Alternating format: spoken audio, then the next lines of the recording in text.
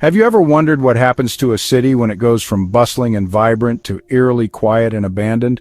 Well, today we're diving into the phenomenon of ghost cities in the U.S., places once full of life but now left to decay. These cities hold powerful stories, and the lessons they teach us are crucial for the future of urban planning. Let's start with one of the most infamous examples, Detroit. In the early 20th century, Detroit was a shining example of industrial power. It was the heart of America's automotive industry, home to Ford, General Motors, and Chrysler. The city thrived, attracting workers from all over the country. But then came the decline. As manufacturing jobs moved overseas and automation took over, Detroit's economy took a massive hit. People lost their jobs, and many fled to the suburbs in search of better opportunities. Detroit faced further blows from the 1967 riots, which left scars on the city that took decades to heal. By 2013, Detroit filed for bankruptcy, unable to sustain itself financially. A once thriving metropolis was now filled with abandoned buildings, empty streets, and a shrinking population. And it wasn't just Detroit. Cities like Gary, Indiana, and Cleveland, Ohio also fell victim to deindustrialization. As the steel industry collapsed in Gary, entire neighborhoods emptied out, leaving behind decaying infrastructure. Cleveland, once a hub of manufacturing, saw its factories close down and its population plummet. But it wasn't just about jobs disappearing. As many people moved to the suburbs, cities like these faced what we call white flight. In the 1950s and 1960s, a shift occurred where middle-class white families left the urban core for the suburbs, leaving behind impoverished communities. The economy of these cities couldn't keep up with the rapid migration, and soon huge portions of downtown areas were left in ruins. Think about it. When an economy is overly reliant on one industry, what happens when that industry falters? What happens to the people who depend on it? These cities provide answers to those questions.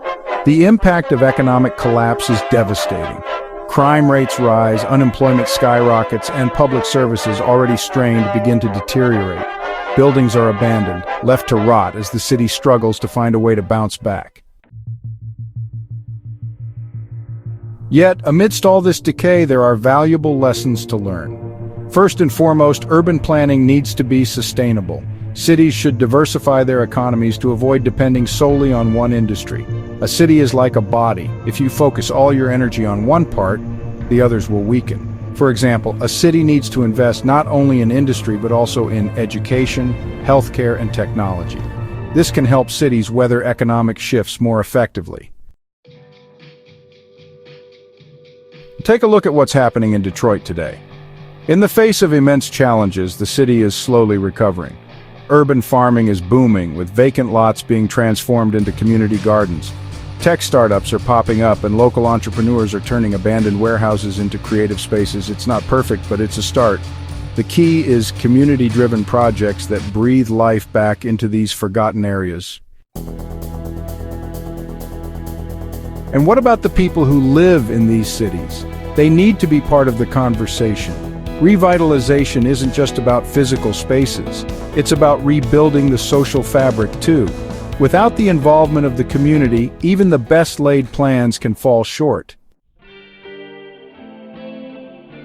One of the greatest opportunities here is to focus on what's already in place. Adaptive reuse of buildings can be a game changer. Old factories can be turned into cultural hubs, empty apartments can be converted into affordable housing, and vacant streets can become green, walkable spaces.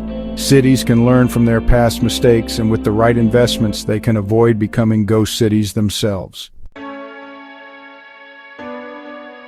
In the end, ghost cities are a reminder that no city is immune to change. But if we plan wisely, invest strategically, and listen to the needs of the people, we can prevent more cities from slipping into obscurity. It's all about balancing growth with sustainability and learning from those who came before us. So, next time you hear about a city on the decline, remember there's always hope for revitalization.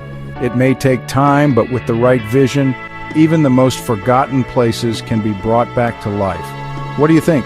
Can cities like Detroit fully recover, or is the damage too deep? Let me know in the comments.